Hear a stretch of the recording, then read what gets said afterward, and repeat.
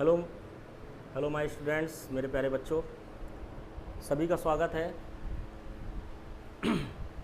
बच्चों, आज हमारा जो ऑनलाइन पेड वीडियो का फर्स्ट लेक्चर है।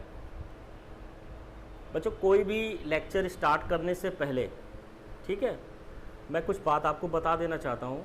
मतलब ये है कि अभी मेरा ऐप पर लेक्चर तो लॉन्च नहीं हुआ है, लेकिन कोई भी चैप्टर स्टार्ट करने से पहले कुछ इंग्लिश के बेसिक्स होते हैं। इंग्लिश के बेसिक्स देखो, मेरा जो पढ़ाने का अपना जो तरीका है, अगर आप मेरे से पढ़ना चाहते हो तो मेरे तरीक़ों को आपको फॉलो करना पड़ेगा। रीज़न ये है कि अगर मैं आपको डिटेल में इंग्लिश पढ़ाऊँगा, कि इंग्लिश को डिटेल में समझने के लिए जो मेरा तरीका है समझाने का, पढ़ाने का, उस तरीके को समझने के लिए आपको कुछ 4-5 वीडियोस ऐसे होंगे जो आपको देखने पड़ेंगे, फॉलो करने पड़ेंगे और समझने पड़ेंगे, ठीक है। ऑफलाइन क्लासेस में होता क्या है कि हम लोग क्लास के बीच में ही वो छोटी छोटी जो बातें होती हैं वो स्टूडेंट्स को समझा देते हैं। लेकिन अच्छा, एक चीज़ और होती है कि ऑनलाइन और ऑफलाइन में ये डिफरेंस है बेटा। ऑफलाइन में होता क्या है कि हमें पता चल जाता है कि कौन सा स्टूडेंट जो है क्लास में मतलब किस स्टैंडर्ड का है, किस स्टैंडर्ड का है, मतलब कि उसकी इंग्लिश की पावर कितनी है, कितना वो समझ पा रहा है, कैसे स्टूडेंट्स क्लास में बैठे हैं। तो हम लोग को टाइप पता चल जाता है कि हमें यहाँ पर किस लेवल पे रहना है, कि एकदम बेसिक्स पे जाना है या थोड़ा सा बेसिक से एवरेज लेवल पे जाना है, ठीक है। तो वो हम लोग को बिल्कुल आइडेंटिफाई हो जाता है। लेकिन ऑनलाइन वीडियोज़ में हमें नहीं पता होता है कि हमें देखने वाले जो स्टूडेंट्स हैं वो किस स्तर के हैं। तो हम ये मान के चलते हैं कि उनका स्तर बिल्कुल ज़ीरो है। अब उसमें कुछ ऐसे स्टूडेंट्स भी हो सकते हैं जो कुछ बेसिक चीज़ें जानते होंगे, लेकिन हम ये भी मानते हैं कि कुछ स्टूडेंट्स ऐसे होंगे जो नहीं भी जानते होंगे। तो हमें तो सबको पढ़ाना है और हमें सबका ख्याल रखना है। तो जो हमारे कुछ वीडियोस, 4-5 वीडियोस ऐसे हैं जो कि किसी भी चैप्टर को स्टार्ट करने से पहले उनके बारे में जानना समझना बहुत ज़रूरी होता है, ठीक है बच्चों। तो फ़िलहाल मेरे पेड लेक्चर को स्टार्ट होने से पहले मेरे कुछ फ्री वीडियोस हैं, वो ऑन यूट्यूब भी रहेंगे, और मेरे जो वही सेम वीडियोस वो आपके जब मेरा पेड लेक्चर स्टार्ट होगा तो उसमें भी वो पड़े होंगे। कि किसी भी लेक्चर को किसी भी मेरे कोर्स को बाय करने से पहले, या बाय करते हो तो तभी बाय करो जब आप उनको पढ़ो, और उसके बाद में फिर आप मेरे लेक्चर्स को पढ़ो आकर के और उसको स्टार्ट करो, ठीक है बेटा। तो ये मैं अपने लेक्चर्स को स्टार्ट करने से पहले मैं ऐसी कुछ बेसिक चीज़ें स्टार्ट करना चाहता हूँ जिससे कि आपको इंग्लिश में बड़े बड़े क्वेश्चंस अच्छे लेवल पे, वो चाहे एसएससी के हों, एसएससी मेंस के हों, प्री के हों, ठीक है, बैंकिंग लेवल के हों। मीन्स ये है कि क्वेश्चंस का कोई स्टैंडर्ड तो हमें पता नहीं है कि आपके एग्ज़ाम्स में कैसे क्वेश्चंस आने वाले हैं, ठीक है। हम ये चाहते हैं कि आप किसी भी एग्ज़ाम में बैठे हैं, वो एनडीए, सीडीएस, एसएससी, एयरफोर्स, कोई भी एग्ज़ाम्स हों बेटा, जो वनडे कॉम्पिटिटिव ऑब्जेक्टिव एग्ज़ाम्स होते हैं, ऑब्जेक्टिव एग्ज़ाम्स होते हैं, उनकी मैं बात कर रहा हूँ। वहाँ पर आप देख करके आप अपना एक आइडिया लगा लो कि अगर आपके बेसिक्स मजबूत हैं तो आप वहाँ पर एक अपने दिमाग से, अपने चीज़ों से कैसे आप उसको हैंडल कर लेते हो, उसके लिए हम आपको तैयार करते हैं, ठीक है। हम आपसे बिल्कुल इस चीज़ की गारंटी नहीं लेते, बिल्कुल इस चीज़ का क्लेम नहीं करते हैं कि आपको मेरे पढ़ाने के बाद आपके 80-90% आ ही जाएंगे। मैं आपको उस चीज़ के लिए प्रिपेयर करूँगा। आप में कितनी समझ है ये आप समझिए। आपको किसी को एक बार में समझ में आएगा बेटा, किसी को 4 बार में समझ में आएगा, किसी को 10 बार में समझ में आएगा, ये आप अपने अकॉर्डिंग देखना, ठीक है बेटा। तो मेरा जो मानना है बिल्कुल ज़ीरो से स्टार्ट करेंगे। और हाँ, कुछ स्टूडेंट्स को लगेगा कि सर का जो पहला वीडियो होना चाहिए वो नाउन का होना चाहिए, पहला वीडियो किसी को लगेगा टेंस का होना चाहिए, किसी को लगेगा वर्ब का होना चाहिए। तो बेटा वो एक अलग बात हो गई कि हम नाउन पहले पढ़ाएंगे कि टेंस पहले पढ़ाएंगे कि वर्ब पहले पढ़ाएंगे। लेकिन उन चैप्टर्स को स्टार्ट करने से पहले, जो उन चैप्टर्स में जो बेसिक सी चीज़ें होती हैं जो आपको शायद नहीं पता होंगी, उनको पहले इन वीडियोस से पहले आप क्लियर कीजिए। क्योंकि जब मैं पढ़ाऊंगा तो मैं इन टर्म्स का यूज़ करूंगा, ठीक है। वो टर्म्स क्या होंगे वो अभी आप लोग पढ़ेंगे, ठीक है। तो सबसे पहले जब हम लोग इंग्लिश लैंग्वेज की बात करते हैं बेटा, तो इंग्लिश लैंग्वेज के बारे में आप ये समझ लीजिए कि इंग्लिश एक भाषा है, जैसा कि आप लोगों ने दूसरे टीचर से भी सुना होगा और मैं भी आपको बता रहा हूँ। इंग्लिश एक लैंग्वेज है, इसको आप रटे नहीं, इसको आप मैथमेटिक्स की तरह आप बेटा ले नहीं, ठीक है, कि आप कहीं से भी आप स्टार्ट कर सकते हैं। इंग्लिश का एक पर्टिकुलर एक सिस्टम होता है, एक सिस्टम के साथ पढ़ा जाता है और उसको एक सीक्वेंस पढ़ा जाता है, तब जा कर के वो सारी चीज़ें क्लियर होती है। कभी हम ये नहीं कर सकते कि हम एडजेक्टिव पहले पढ़ा दें, हम मॉडल्स पहले पढ़ा दें, टेंस पहले पढ़ा, ऐसा कुछ नहीं है। वो एक सिस्टम होता है, उस सिस्टम के ही हिसाब से हम लोग फर्स्ट, सेकंड, थर्ड, फोर्थ करके ऐसे वीडियोस पढ़ेंगे, जिससे कि अगर आपने डायरेक्टली थर्ड वीडियो देखा तो आपको नहीं समझ में आएगा। उसके लिए आपको फर्स्ट देखना पड़ेगा, फिर सेकंड देखना पड़ेगा, फिर थर्ड देखना पड़ेगा, फिर फोर्थ देखना पड़ेगा। यही तरीका है इंग्लिश को। अगर आप अच्छी इंग्लिश करना चाहते हो, अगर आप कॉमन एरर्स, प्री मेंस, किसी भी इंग्लिश के कॉम्पिटिशन में, वनडे कॉम्पिटिशन में अगर आप common errors, sentence improvement, fill in the blanks, अगर आप जहाँ पर भी ग्रामर यूज़ होती है, अगर आप उनको हैंडल करना चाहते हो अच्छे स्कोर के साथ, तो आपको अपना बेस मजबूत करना पड़ेगा। और बेस मजबूत कैसे किया जाएगा वो आपको मेरे साथ आपको पढ़ना पड़ेगा। ठीक है बच्चों, तो देखो मैं आपको पढ़ाऊंगा। और हाँ, जैसे कि अगर ये पहला वीडियो है, इंट्रोडक्शन है ग्रामर का, ऐसा जो भी है, तो आप ये मत समझिएगा कि मैंने यहाँ पर जो बता दिया सिर्फ मेरा लेवल उतना ही है। जैसे जैसे आप आगे बढ़ते जाओगे मेरा लेवल बढ़ता जाएगा, मैं आपको बड़ी बड़ी चीज़ें बताता जाऊँगा जो उसमें ज़रूरी है। मीन्स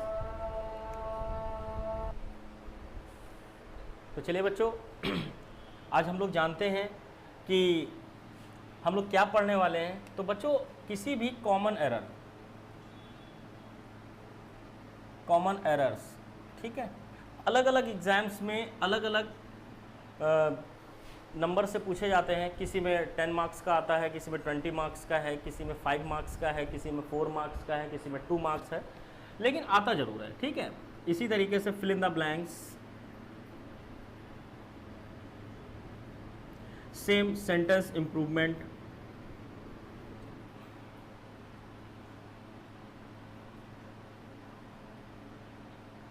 ठीक है, और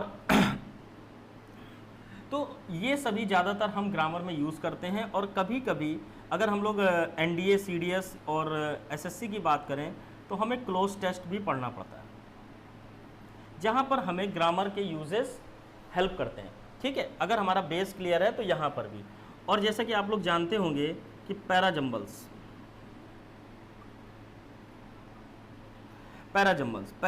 बेटा, जिसे हम लोग PQRS के नाम से जानते हैं।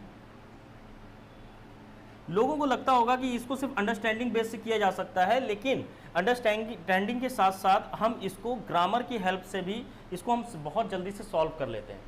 ठीक है, तो ग्रामर को हम इतनी जगह पर पाते हैं, और अगर हमारा बेस क्लियर है तो यही सारे जो पॉइंट्स हैं ये हमको बड़ा स्कोर करने पे हेल्प करते हैं।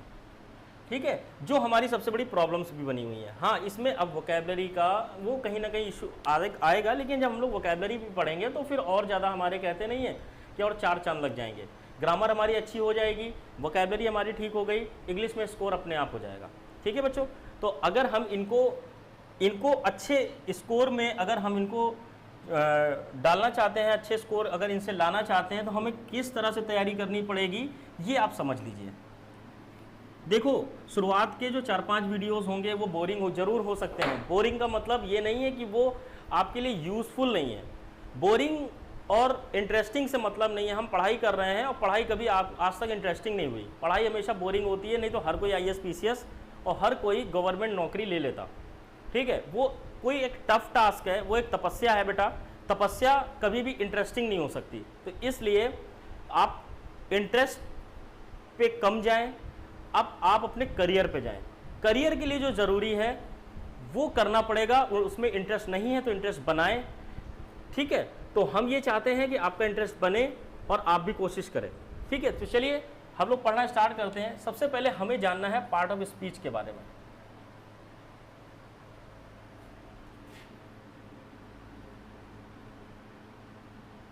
पार्ट ऑफ स्पीच, क्यों हम लोग पार्ट ऑफ स्पीच पढ़ेंगे बेटा? ये अगर आपको ग्रामर समझनी है तो आपको पहले पार्ट ऑफ स्पीच समझना पड़ेगा। पार्ट ऑफ स्पीच कितने होते हैं बेटा? There are 8 types of part of speech. 8 types of part of speech. ठीक है, कौन कौन से? First, noun, second, pronoun, third, verb, fourth adjective, fifth adverb, sixth conjunction, and seven preposition,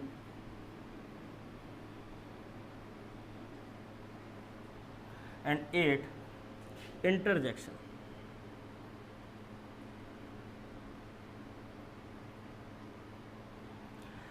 ये बेटा 8 पार्ट ऑफ स्पीच होते हैं, ठीक है। हम कंपटीशन लेवल पे जब तक हम पूरे पार्ट ऑफ स्पीच नहीं समझते, सपोज होता क्या है बेटा, ये हमें क्यों पढ़ना ज़रूरी है ये जानो, ठीक है। किसी भी काम को करने से पहले उसका अगर हमें रीज़न पता है तो हम उसको बेहतर तरीके से पढ़ते हैं और समझते हैं। बेटा इसको समझने के लिए ये क्यों हम समझते हैं, देखो अगर हमने कोई एक सेंटेंस देखा, ठीक है, एक कोई सेंटेंस देखा, मान लो एक कोई कॉमन एरर लिखी हुई है, सेंटेंस इंप्रूवमेंट कुछ भी लिखा हुआ है, तो एक तो बहुत क्लियर होता है कि हमें पढ़ा दिया जाता है कि अ नंबर ऑफ के बाद प्लूरल, द नंबर ऑफ के बाद सिंगुलर, हार्डली स्कार्सली के बाद व्हेन, देन, नो सूनर के बाद देन और आइदर, मतलब इस तरीके से हम रट लेते हैं। लेकिन ये कितना सेक्शन हो गया, ये तो हो गई बेसिक इंग्लिश, ठीक है, ये बेसिक इंग्लिश हो गई। अगर ये एग्जाम में आ गया तो अच्छी बात है, इन केस नहीं आया तो फिर अगर वो एक ऐसी कॉमन एरर है जहाँ पर आपको एक एक चीज़ों को पता होना चाहिए कि ये वाला पोर्शन एडजेक्टिव का है, ये पोर्शन नाउन का है, अगर नाउन यहाँ पर आया है तो क्यों आया है, आना चाहिए कि नहीं आना चाहिए, एडजेक्टिव यहाँ आना चाहिए, एडजेक्टिव फ्रेज आनी चाहिए। देखो मैं अब ऐसे टर्म्स यूज़ कर रहा हूँ जो आपके लिए कठिन होंगे, लेकिन वो जब आप पढ़ोगे तो आपके लिए कुछ भी कठिन नहीं है, कुछ भी कठिन नहीं है, ठीक है। जैसे एडजेक्टिव फ्रेज हो गया, क्लॉज हो गई, फ्रेज हो गए, adverb phrase, adjective phrase, noun phrase, ये जानना ज़रूरी है। हम इन वीडियोस में यही जानेंगे कि ये सब होते क्या हैं आखिर, कि क्या एडजेक्टिव फ्रेज होते हैं, क्या आपके क्लॉजेस होते हैं, एडजेक्टिव क्लॉज क्या होगा, नाउन क्लॉज क्या होगा। देखो ये बड़े नाम हैं, ये आपको घबराने की ज़रूरत नहीं है, जब आप पढ़ोगे तब आप समझोगे। और फिर हम कॉमन एरर्स को या आगे की जो हमारी पढ़ाई है वर्ब को लेकर के, कंजंक्शन को लेकर के, वो हमारे लिए बहुत इजी हो जाएगी। क्यों? क्योंकि जब हम पढ़ेंगे और जब मैं ऐसे टर्म्स यूज़ करूँगा तो आप तुरंत पकड़ते चले जाओगे कि हाँ भाई यहाँ सब्जेक्ट है, ये ऑब्जेक्ट है, ये ऑब्जेक्ट का कॉम्प्लीमेंट है, ये सब्जेक्ट का कॉम्प्लीमेंट है। ये जब तक आप नहीं जानोगे, ये चीज़ जब तक आप नहीं जानोगे, मैं आपको बता रहा हूँ कि आपको लगता है कि आपको इंग्लिश क्यों नहीं आ रही है, ये इसीलिए नहीं आ रही है कि ऐसी चीज़ें आपको नहीं आती हैं, नहीं आती हैं। आप सेल्फ से स्टडी क्यों नहीं कर पाते हो, वो उसका सबसे बड़ा रीज़न यही है कि आपको ऐसी चीज़ें नहीं पता हैं, ठीक है। जब आपको ये सारी चीज़ें पता होंगी, आप कोई भी बुक ला करके आप सेल्फ स्टडी कर सकते हो, सेल्फ अंडरस्टैंडिंग अपने अंदर ला सकते हो, बहुत सारी चीज़ें हैं जो आप खुद कर सकते हो। और मेरा यही मोटिव है बेटा कि आप हमेशा किसी टीचर के सपोर्ट के लिए ना तरसें, आपको ये लेवल हो जाए कि आप सेल्फ भी स्टडी कर लें, ठीक है। मेरी बात हो सकता है कुछ लोगों को समझ में ना आ रही हो, लेकिन मैं फिर भी उनसे ये बोलता हूँ कि बेटा आप लोग समझें इस चीज़ को, आप किसी बहुत जानकार लोगों से ये बात करें कि क्या ऐसी चीज़ें ज़रूरी हैं इंग्लिश को पढ़ने के लिए। तो अगर उन्होंने सच में इंग्लिश में कुछ किया होगा तो वो आपको बताएंगे कि हाँ ये ज़रूरी है। हमने मेंस में, सीजीएल मेंस में अच्छा स्कोर किया है, 160 170 प्लस स्कोर 2 बार किया है हमने, और प्री में 90% प्लस स्कोर रहा है 2 से 3 बार। तो बेटा जो जो हमने एग्ज़ाम्स दिए ऐसे नहीं क्वालिफाई हो गए हैं, ऐसे नहीं हमारे स्कोर इंग्लिश में हुए हैं। हमने पढ़ा है, चीज़ों को जाना है, समझा है, हमने भी अपनी टीचर्स की बात को माना था, तो आज हम आपको इंग्लिश अच्छे बेहतर ढंग से पढ़ा पा रहे हैं और हम सेल्फ स्टडी कर पा रहे हैं। तो अगर आपको इंग्लिश में अच्छा स्कोर करना है, इंग्लिश की वजह से अगर आपका स्कोर रुक रहा है, तो आपको पेशेंस रखना पड़ेगा कि कोई चीज़ है शुरुआत में स्लो ज़रूर हो सकती है, लेकिन बाद में आप उसमें तहलका मचा दोगे, धूम मचा दोगे जिसे बोलते हैं, ठीक है। तो ये 8 पार्ट ऑफ स्पीच है, हम सारे पार्ट ऑफ स्पीच को पढ़ेंगे। ये 8 हैं, हम 8 वीडियोस में नहीं पढ़ेंगे, हम कोशिश करेंगे कि 4 वीडियोस में, 4 वीडियोस से 4 से 5 वीडियोस में हम इन सब के बारे में जान लें थोड़ा थोड़ा, कि कंजंक्शन आखिर में क्या काम करता है। थोड़ा सा हम वर्ब के बारे में जान लेंगे कि कौन से वर्ब के बेसिक पॉइंट्स होते हैं, वो हम लोग पार्ट ऑफ स्पीच में ही समझ लेंगे। प्रोनाउन, नाउन कैसे वर्क करते हैं, एडजेक्टिव, एडवर्ब से रिलेटेड होता क्या है। आप एक चीज़ समझो, जैसे कि आपने कहा कि रेड, फिर किसी ने कहा पुअर, ये क्या है? तो आपने कह दिया साहब ये एडजेक्टिव है।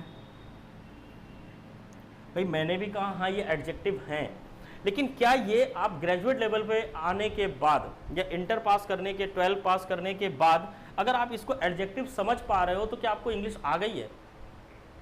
नहीं आ गई है। ये 6-7 क्लास का बच्चा भी बता देगा। अगर किसी ने ठीक ठाक प्रिपरेशन करी है तो 5th class 6th class 7th class में भी ये बच्चे जानते होंगे कि इनको एडजेक्टिव्स बोलते हैं, कि जो नाउन की विशेषता बताए। लेकिन तो क्या इससे आपका कंपटीशन निकलेगा? नहीं। तो मैं आपको ये तो नहीं पढ़ाने वाला, ये आप खुद जानते होंगे। मैं आपको पढ़ाने वाला हूँ कि इसके अलावा और एडजेक्टिव कैसे पहचाने जाते हैं। वो मैं आपको जब एडजेक्टिव यहाँ पर पार्ट ऑफ स्पीच में जब चीज़ें मैं समझा रहा हूँगा, एडवर्ब समझा रहा हूँगा, ठीक है, तो मैं उसमें आपको बताऊँगा कि एडजेक्टिव एडवर्ब्स कैसे हैंडल करने चाहिए। ठीक है, अगर इसका 1-2 एग्जाम्पल हम और ले लें तो जिससे आपको क्लियर हो जाएगा कि हम आपको पढ़ाने क्या वाले हैं। ठीक है, देखो जैसे होता क्या है बेटा, मैंने कहा कि Sohan went to Delhi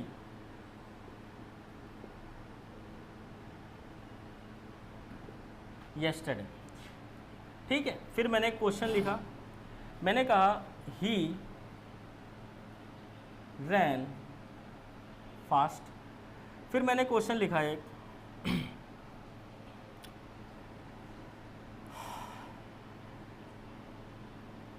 Sohan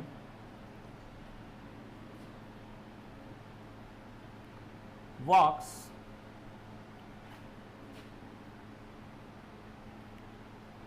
on the road। ठीक है बेटा, अब मैं आपसे ये कहता हूं कि इस पूरे सेंटेंस में आप एक एक चीज़ को पहचानने की कोशिश करो। ये आपका सब्जेक्ट है, लेकिन इस सब्जेक्ट के साथ है क्या? नाउन। ये आपका वर्ब है। वर्ब कैसा वर्ब है? मेन वर्ब है। ठीक है, वर्ब है ये। फिर आपने कहा साहब ये प्रेपोजिशन है। मैंने कहा बिल्कुल सही है। फिर मैंने कहा ये क्या है साहब? ये आपका नाउन हो गया।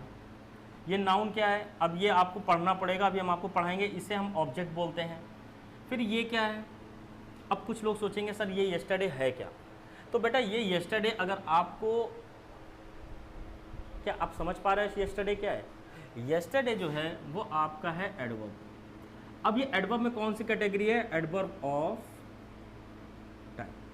अभी तक आपने एडवर्ब पढ़ा है ये एडवर्ब, आपने कहा स्लोली, जिसमें ly लग जाए उसे एडवर्ब बोलते हैं। ठीक है, अभी मैं इस पूरे अगर मैं इस पूरे सेंटेंस में, फर्स्ट वाले बेटा सेंटेंस में, अगर मैं आपसे ये पूछूं कि मुझे तुम ये बताओ कि एक एडवर्ब तो ये हो गया, क्या इसके अलावा और भी कहीं आपको एडवर्ब दिख रहा है? पहले वाले सेंटेंस में अगर मैं आपसे कहूं कि इसमें एडवर्ब बताओ, तो आपने कह दिया कि येस्टरडे है सर। ठीक है, क्या इसके अलावा आपको कहीं एडवर्ब दिख रहा है? नहीं दिख रहा। मैं आपको बताता हूं, ये जो पूरा सेंटेंस ये जो बन गया, जिसे फ्रेज बोलते हैं, ग्रुप ऑफ वर्ड्स, ये जो 2 प्लस जो नाउन बन गया, ये भी बेटा एडवर्ब होता है। अब ये कौन सा एडवर्ब है? ये एडवर्ब ऑफ प्लेस हो गया। बस मैं आपको ये चीज़ सिखाना चाहता हूँ। अभी आपने बहुत छोटी छोटी चीज़ें सीखी हैं। ठीक है, मैं आपको ये सिखाना चाहता हूँ कि ये भी एडवर्ब का ही काम कर रहा है। और अब आप किसी भी एग्जाम में जाओगे तो अब वहाँ पर एरर के रूप में मे बी यहाँ से 2 हटा देगा, एरर के रूप में यहाँ से 2 हटा देगा, तो आप नहीं पकड़ पाओगे चीज़ों को। भाई वो गया कहाँ गया? कहाँ? वेयर? कहाँ गया? तो कहाँ कैसे बनेगा? वो दिल्ली गया, लेकिन दिल्ली तो एक फिर ऑब्जेक्ट हो गया। फिर यही चीज़ें हैं, ये बड़ी बड़ी चीज़ें हैं, subject, object, phrase, clause, adverb phrase, adjective phrase, noun phrase, ये चीज़ें बेटा आपको सीखनी पड़ेंगी। तब आप अच्छा स्कोर करोगे और इंग्लिश में तब आप कह पाओगे कि हाँ मुझे कुछ बहुत नॉलेज हो गई है। हमने 40% 30% इंग्लिश पढ़ी होती है और हमको लगता है हमें इंग्लिश आ गई है, और फिर बाद में हम ये सोचते हैं, जब हम एग्ज़ाम से होके आते हैं, हम कहते हैं मेरा इंग्लिश में स्कोर नहीं होता, मैं यूपी बोर्ड का पढ़ा हूँ, मुझे इंग्लिश नहीं आ सकती कभी। तो ऐसा कुछ नहीं है, मैं भी यूपी बोर्ड का ही पढ़ा हूँ। अगर आपको ढंग से पढ़ाने वाला मिल जाए ढंग की चीज़ें, या जिसने कंपटीशन फेस किया हो, जो जानता हो कि कंपटीशन में कैसे क्वेश्चंस आते हैं, कंपटीशन में कैसी प्रॉब्लम्स फेस की जाती हैं, अगर वैसे लोग आपको मिल जाते हैं तो आपका बेड़ा पार हो जाएगा, फिर आपको वो प्रॉब्लम फेस करने की ज़रूरत नहीं पड़ेगी।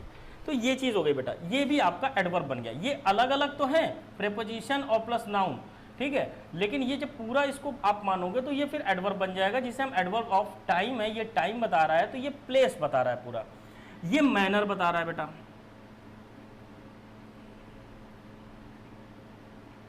ठीक है, ये मैनर बता रहा है। ठीक, अब आपसे मैंने कहा कि ये तो सब्जेक्ट हो गया, ये वर्ब हो गई, अब ये पोर्शन क्या है? फिर आपने कहा सर ये प्रेपोजिशन है और ये क्या है? नाउन है। तो प्रेपोजिशन के बाद नाउन या प्रोनाउन तो आता ही आता है, ठीक है, लेकिन ये पूरा क्या बना? तो वो वॉक, वो टहलता है, वो कहाँ पर टहलता है? वो रोड पर टहलता है। तो ये देखो वेयर का आंसर हो गया। अब यही सारी चीज़ें आपको सीखनी है, और ये भी कहीं ना कहीं एडवर्ब का ही काम कर रहा है, एडवर्ब ऑफ प्लेस। इसी तरह से आपको एडजेक्टिव ऑफ प्लेस भी होंगे, इसी तरह से आपके नाउन फ्रेज होंगे, मतलब यही सारी चीज़ें। तो अभी जो आपके जो पार्ट ऑफ स्पीच जो आप सीखने वाले हो, वो यही सीखने वाले हो सारी चीज़ें कि कैसे कंजंक्शंस काम करते हैं एडजेक्टिव एडवर्ब में, और कौन कौन सी चीज़ें हैं जो हम जानते नहीं हैं और हमको सीखनी है। तब जा कर के आप चैप्टर्स पढ़ना स्टार्ट करोगे, और जब चैप्टर्स में ये सारी चीज़ें आपको पढ़ाई जाएंगी, तो अगर आप ऑलरेडी नोन हैं तो चैप्टर्स भी जल्दी फिनिश होंगे, आपको समझ में जल्दी आएगा, और आप मिलाना सीख जाओगे कॉमन एरर्स को, और उस कॉमन एरर को सॉल्व करना सीख जाओगे। सबसे बड़ी बात, एक बात और, सबसे बड़ी एक बात और, बच्चे एग्जाम्स में जब हम जाते हैं तो हमें एरर्स ढूंढने को दिया जाता है। क्या उसमें सिर्फ एरर्स ही होती हैं? अभी आप एनडीए का पेपर उठा के देख लीजिए, आप सीडीएस का, आप एसएससी का, उसमें नो एरर्स भी होती है। जिस स्टूडेंट्स ने, जो भी स्टूडेंट अगर नो एरर निकालना सीख गया कि साहब इसमें नो एरर है, 100% स्कोर कैसे करोगे आप? जब आप नो एरर फाइंड करना सीखोगे। नो एरर का मतलब ये होता है कि आपको इंग्लिश की अंडरस्टैंडिंग है, बात समझ में आ रही है। अगर आप 30, 40, 50% से अगर आपको लगता है कि 50% नंबर ला करके आप बहुत खुश हैं, तो आपकी मर्जी। अगर आप इंग्लिश को 80, 90, 100% तक लेके जाना चाहते हो, ठीक है, तो फिर मेरी बात को आपको समझना पड़ेगा। आई बात समझ में? मेरा फोकस 100% पे रहता है हमेशा, ठीक है। तो 100% पे रहने के लिए मैं 100% चीज़ें पढ़ाऊँगा बेटा आप लोगों को थ्रू पेड वीडियो। ये मैं आपसे बोल रहा हूँ क्योंकि भाई देखो, फ्री की कोई वैल्यू नहीं होती है। हाँ, एक ऐसा चार्जेस ज़रूर होंगे कि जो सभी लोग दे सकें, ठीक है। तो अगर आपको मेरी बातें समझ में आई हैं तो फिर आप आगे उसको कोशिश करना और इसको शेयर करने की कोशिश करना। चलिए बच्चों, अभी हम लोग स्टार्ट करते हैं, ठीक है। हम लोग 10 मिनट हो चुके हैं और अभी हम लोग सिर्फ ये सीख रहे हैं कि हमें पढ़ना कैसे है। तो अभी आई थिंक आपको समझ में आ गया होगा कि मैं आखिर आपको बताना क्या चाहता हूँ। इनकेस अगर आपको नहीं समझ में आ रहा है, 10-20 मिनट हो चुके हैं बेटा, ठीक है। आज हम लोग सबसे पहले सीखते हैं पार्ट ऑफ स्पीच में, सबसे पहले हम सीखते हैं नाउन एंड प्रोनाउन के बारे में। नाउन और प्रोनाउन, नाउन और प्रोनाउन मैं चैप्टर पढ़ाने नहीं जा रहा, मैं बस इतना बताने जा रहा हूं कि जब आप चैप्टर पढ़ोगे तो चैप्टर में तो आप कुछ पढ़ोगे, लेकिन आप ये जानो कि कॉमन एरर्स में या इंग्लिश में नाउन और प्रोनाउन वर्क क्या करते हैं, वर्क क्या करते हैं, कौन कौन से नाउन क्या करते हैं, ये मैटर नहीं करता। कोई भी नाउन हो वो कैसा वर्क करेगा किसी भी सेंटेंस में, ये हम सीखेंगे इस बेसिक वीडियो में। तो सबसे पहले आप ये जान लें कि नाउन, देखिए नाउन का इक्विवेलेंट होता है, ठीक है। नाउन के प्लेस पर प्रोनाउन को यूज़ किया जाता है। तो मैं जहाँ जहाँ नाउन बोलूँगा वहाँ प्रोनाउन भी अपने आप ही आएगा। तो इन केस अगर हम नाउन के साथ साथ प्रोनाउन नहीं बोल रहे हैं, इसका मतलब ये नहीं है कि वहाँ पर प्रोनाउन नहीं आएगा, वहाँ प्रोनाउन भी आएगा, ठीक है। तो इसीलिए आप जहाँ जहाँ नाउन यूज़ होगा वहाँ प्रोनाउन यूज़ होगा, ठीक है, क्योंकि नाउन के प्लेस पर प्रोनाउन आता है। जैसे कि अगर आप कह लो कि जहाँ पर रोहित का यूज़ किया जा सकता है वहाँ पर ही का यूज़ किया जा सकता है। बात समझ में आ रही है? ये चीज़ें ही, ठीक है। अब जैसे मैंने कहा कि नाउन का यूज़ हम सब्जेक्ट के रूप में करते हैं बेटा, नाउन का यूज़ हम ऑब्जेक्ट के रूप में भी करते हैं, ठीक। सब्जेक्ट ऑब्जेक्ट क्या होते हैं ये अभी हम पढ़ेंगे। सेकंड नंबर, नाउन का यूज किसी भी सेंटेंस में सब्जेक्ट कॉम्प्लीमेंट के रूप में करते हैं और नाउन का यूज हम ऑब्जेक्ट कॉम्प्लीमेंट के रूप में करते हैं। ठीक है, आ रही है बात समझ में? आगे देखते हैं। नाउन का यूज हम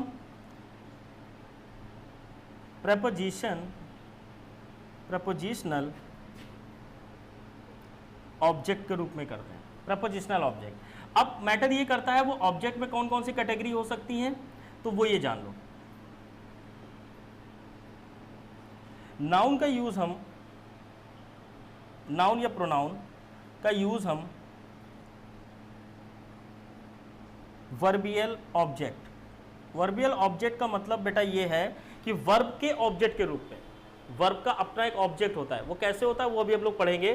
प्रेपोजिशन का अपना ऑब्जेक्ट होता है, अभी आप देख रहे थे प्रेपोजिशन के बाद में नाउन प्रोनाउन जो आ रहा था, नाउन आ रहा था, वो हो गया प्रेपोजिशन का ऑब्जेक्ट। ठीक है, तो इस तरह से हम नाउन को लगभग subject object, subject complement, object complement, prepositional object और वर्बियल ऑब्जेक्ट, ये नाउन हो गया।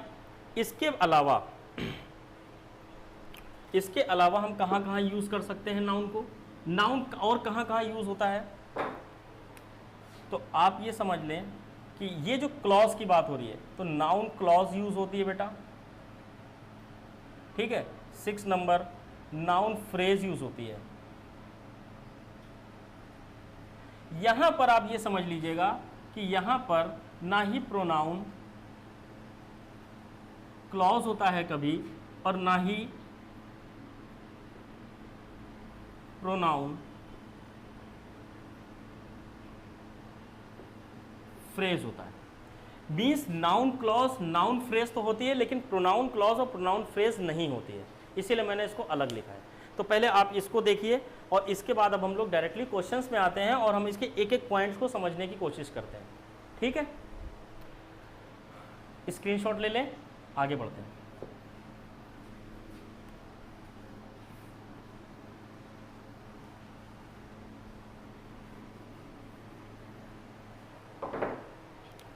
क्वेश्चन है बेटा कि मोहित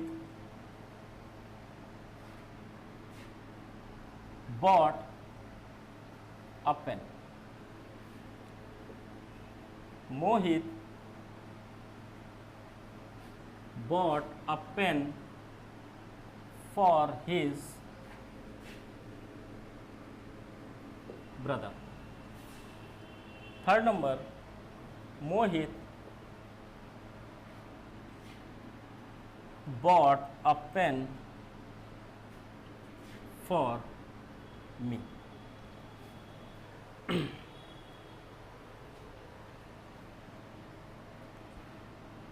Fourth number, Mohit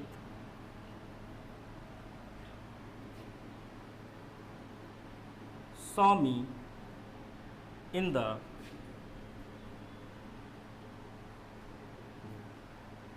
mirror. ठीक है, ये मान लो 4 क्वेश्चंस लिखे हुए हैं। अब ये 4 क्वेश्चंस को हम लोग धीरे धीरे समझते हैं। सबसे पहले मैंने कहा कि सब्जेक्ट के रूप में हम लोग नाउन का यूज़ करते हैं एंड प्रोनाउन का यूज़ करते हैं। ठीक है, ऑब्जेक्ट के रूप में हम लोग नाउन का यूज़ करते हैं एंड प्रोनाउन का यूज़ करते हैं। ठीक है, तो ये सारी बातें हैं।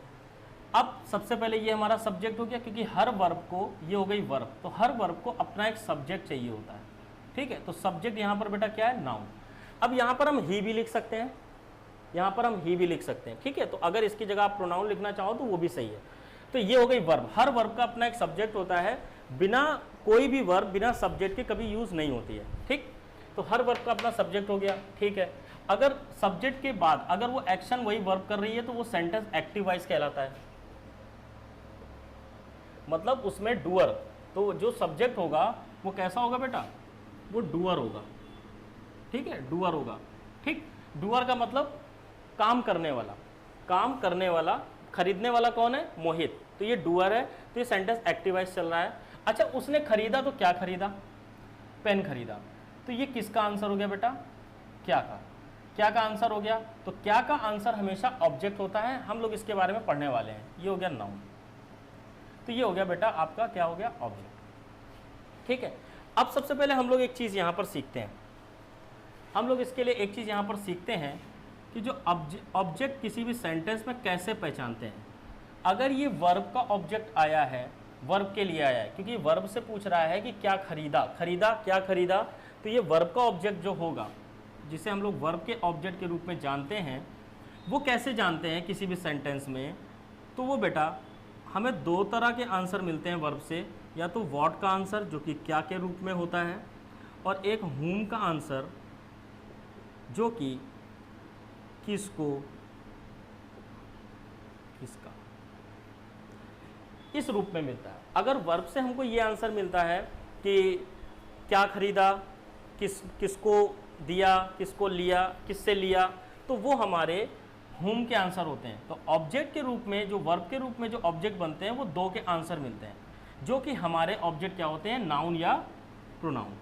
ठीक, तो जैसे कि आप यहाँ पर देखें कि मैंने खरीदा, तो क्या खरीदा, एक पेन खरीदा, तो वो क्या का आंसर है, तो ये हमारे सेंटेंस में क्या हो गया, ऑब्जेक्ट हो गया। ठीक है, फिर हमने यहाँ देखा मोहित एक सब्जेक्ट है, ये एक वर्ब हो गया, ये इस वर्ब का ऑब्जेक्ट हो गया, जो कि क्या है, नाउन है। ठीक है, ये इस वर्ब का ऑब्जेक्ट हो गया। अब ये आया प्रेपोजिशन। अभी हमने ये पढ़ा था कि प्रेपोजिशन का भी अपना एक ऑब्जेक्ट होता है। तो याद रखना कि प्रेपोजिशन के बाद हमेशा ऑब्जेक्ट यूज किया जाता है, प्रेपोजिशन के बाद हमेशा ऑब्जेक्ट यूज किया जाता है।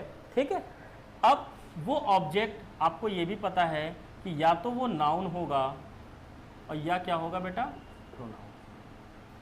तो जैसा कि आप ये देख रहे हो कि प्रेपोजिशन है और प्रेपोजिशन के बाद आना चाहिए एक नाउन, जो कि एक ऑब्जेक्ट का काम कर रहा है, ऑब्जेक्ट का काम कर रहा है। अब इसमें हिज क्या है, तो हिज ये बता रहा है कि उसका भाई, तो इसमें मेन कौन है, भाई, तो इसलिए इस पूरे फ्रेज को हम लोग नाउन ही बोलेंगे। हिज ब्रदर को हम लोग क्या बोलेंगे, नाउन। आ रही है बात समझ में? ठीक है, यहाँ पर हिज का रोल सिर्फ इसको जोड़ने का है, बाकी हिज का पर्टिकुलर अपना कोई रोल नहीं होता कि अगर आप सिर्फ हिज लिख दो तो आप नहीं बता पाओगे कि आप किसकी बात कर रहे हो।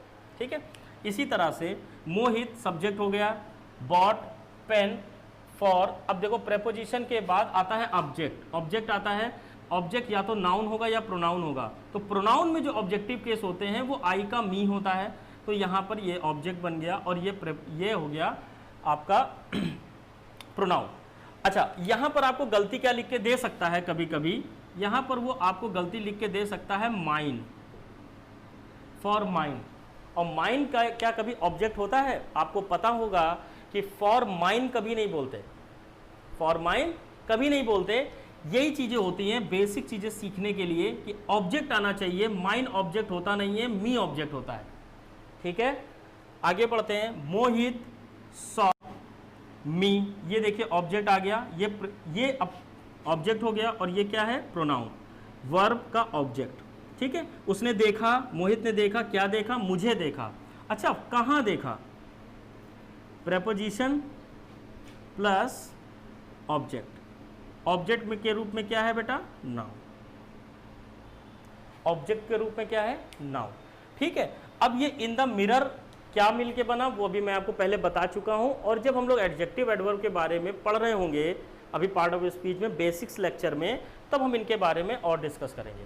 तो अभी आज हम लोगों ने सीखा सब्जेक्ट और ऑब्जेक्ट के बारे में।